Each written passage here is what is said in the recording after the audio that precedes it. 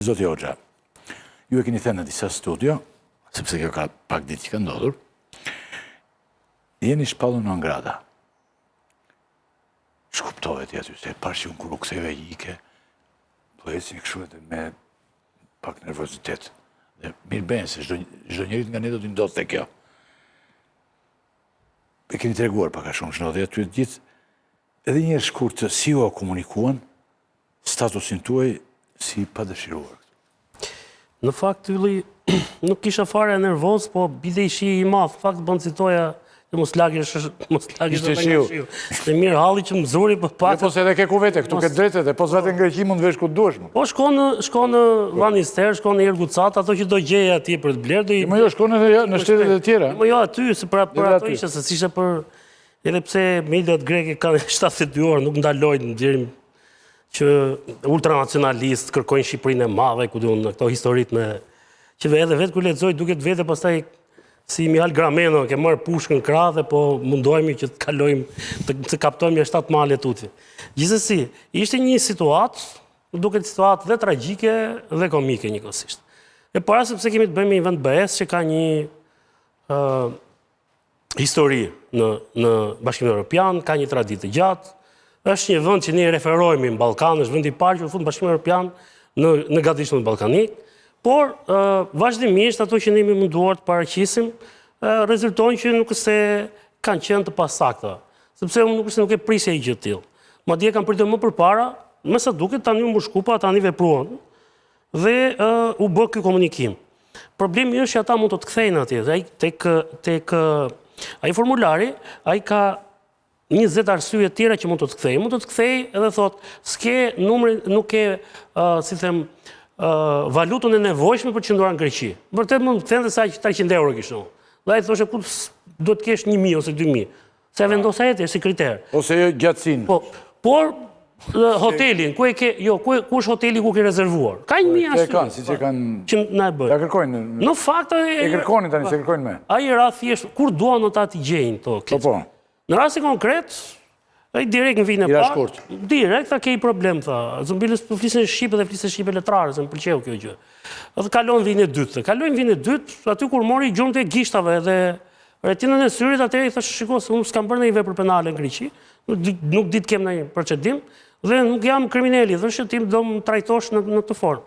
Se dhe mund të futin në një vepër penale. Gjithsesi, edhe atë mund ta bënin dhe unë nuk e kam menduar edhe më përpara kur shkoj dhe isha shumë e kujdesshëm në Greqi dhe me njerëzit që takoja kur rri aty. Më mbrapa tek oficeri i tretë i cili ishte imigracionit, ai bëri një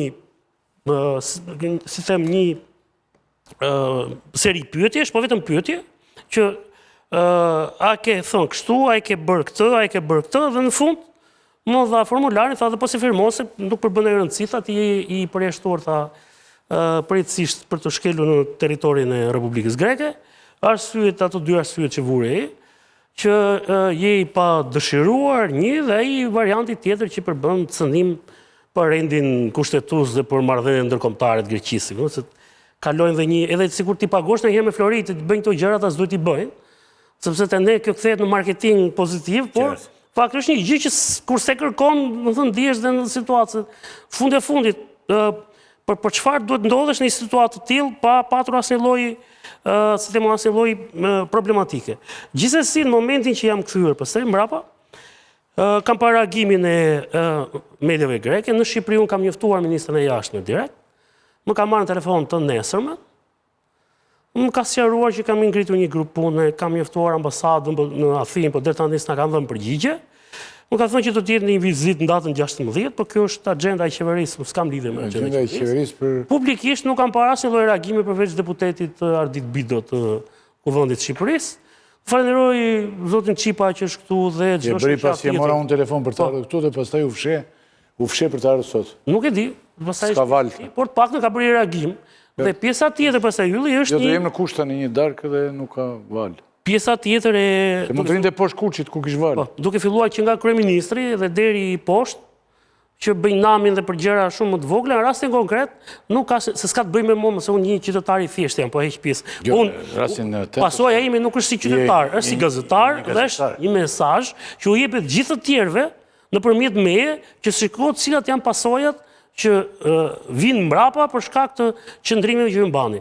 Sepse, thash, unë në fakt në gjitha raste ku kam raportuar për çështje që kanë të bëjnë me interferime greke në territorin e Shqipërisë, nuk jam marrë me histori, jam marrë me çështje të aktualitetit, me ngjarje konkrete, duke filluar nga masakra Peshkëpisë e 10 prillit të vitit 94 dhe deri në fushatën e kaluar për zgjedhjet Bashkimin Evropian në Greqi, ku një nga kandidatët, i cili rezultoi edhe fitues, është tashmë eurodeputeti Fredi Beleri. Do të kaloj këtu unë tani. Jo, çka do të them këtu.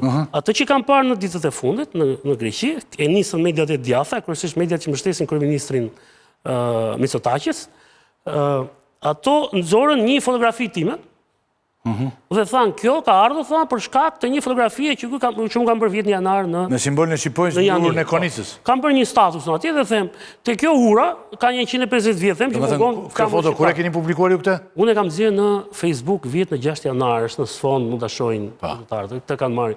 Aty në cepin e urës është ura e famshme e ndërtuar që në kohën Ali Pashës, është një, po shikon, një bunker atje i bërë nga pala greke, është flamuri grek. Dhe unë them këtu do të ishte dhe flamuri shqiptar, me qënë se ka qenë qytet shqiptar dhe kjo dihet botërisht, me qënë se mungon flamuri shqiptar, them unë po bëj Shqiponjën.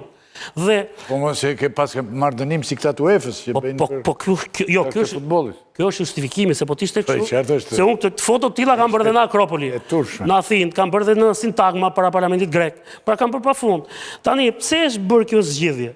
Dhe këtu është sepse këta duan ta sidomos Belerin e pashtë. Cila mendoni ju është arsye e vërtetë e shpalljes së tuaj non grata, që ty hym direkt te thelbi?